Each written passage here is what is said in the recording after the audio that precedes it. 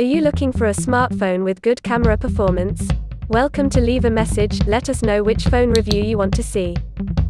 If the camera quality matters but you have a limited budget, Samsung A71 and Samsung A51 might be nice alternatives.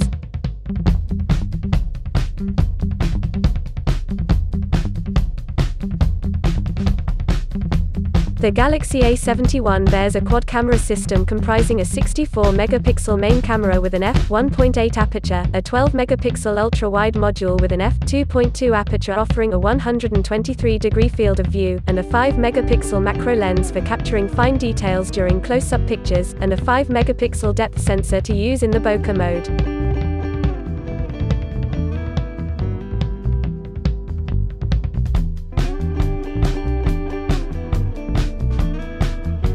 The main difference between the Galaxy A71 and the Galaxy A51 is the primary camera unit. The A51's primary camera features a 48-megapixel sensor with an f2.0 aperture. Both are Samsung mid-range phones, but only one can claim the title of the best camera phone in the series. In this article, we will review and compare mobile phone cameras. Click and subscribe now, make sure you won't miss any newest reviews and P&P RANK.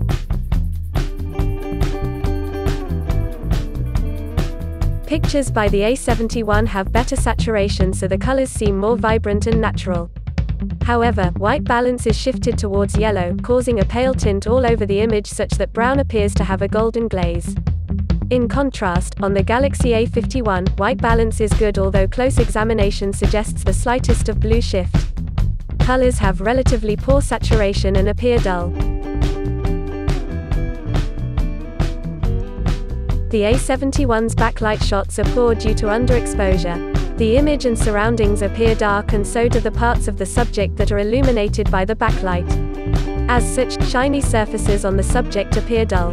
The A51 also seems to have underexposure in this mode. However, the A51 has a higher dynamic range and preserves more details against bright lighting than A71 does.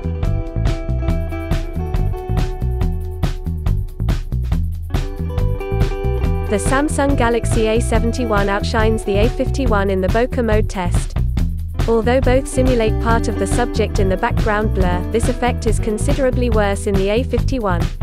While getting an accurate comparison of the two, this problem is noticed around the edges of the subject. For the A71, it separates the leaves' edges from the background more accurately owing to its better algorithm. On the A51, large visible chunks around the edge are visibly blurred.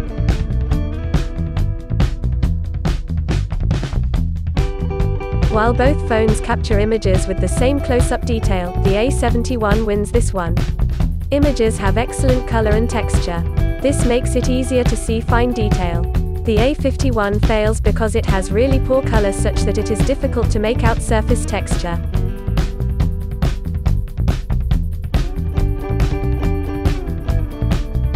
There are slight differences in this setting. Pictures taken by both phones are very similar until you zoom in the picture. Photos taken by the A71 look sharper and have better texture owing to the 64-megapixel sensor. Pictures have slightly less noise.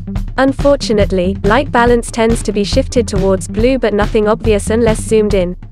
The Galaxy A51's pictures have better light exposure, but this comes at the cost of greater noise. The grainy texture is noticeable in white areas. The A51 main sensor has a lower resolution, and thus images appear less sharp.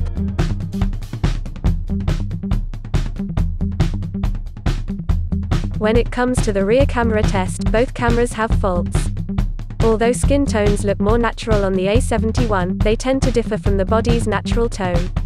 The skin tone on the neck might differ significantly from that of the face, which appears weird. Pictures have poor light exposure, so they appear darker. On the other hand, pictures by the A51 under this mode are overexposed, so the face appears pale. There aren't any noticeable differences between the face's skin tone with that of the rest of the body. The difference between the two cameras is less apparent for the front camera. Still, the A71 produces skin tones slightly different from the rest of the body. This is seen as color slightly shifts towards red. The A51 pictures are still overexposed, but to a lesser extent than that of the rear camera. Skin tones are rendered more accurately and more naturally than in the A71.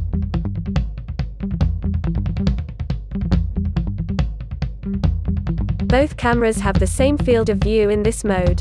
This can be attributed to their ultra-wide sensors with a 123-degree field of capture. However, the A51 displays uneven tones on uniform surfaces, and colors appear darker than they truly are. Although it maintains more detail and displays features more prominently, this comes at the cost of more noise. On the other hand, the A71 has smoother texture and objects have the same color tone. Colors also appear more natural.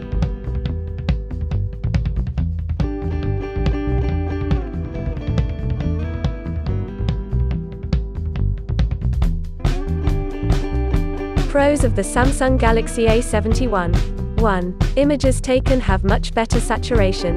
2. The pictures are sharp and have much less noise than the A51. 3. Good bokeh mode. 4. Good balance between noise control and detail preservation in the night mode.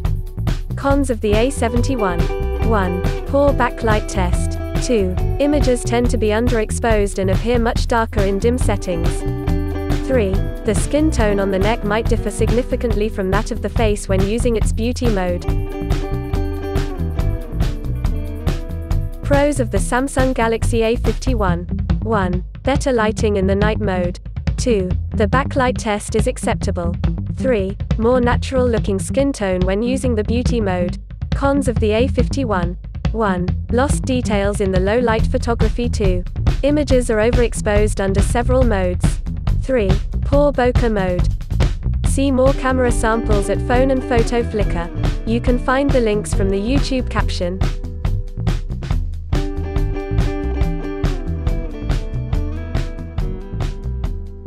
The A71 outshines the A51 in almost every category we tested.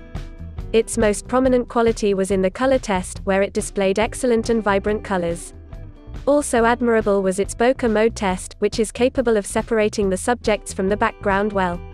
It did have relatively poor lighting but nothing that would render it unsuitable to use in night mode. From the assessment above, the Galaxy A71's camera is the winner. If you don't mind paying a bit more, then no doubt the A71 is the one you should go for.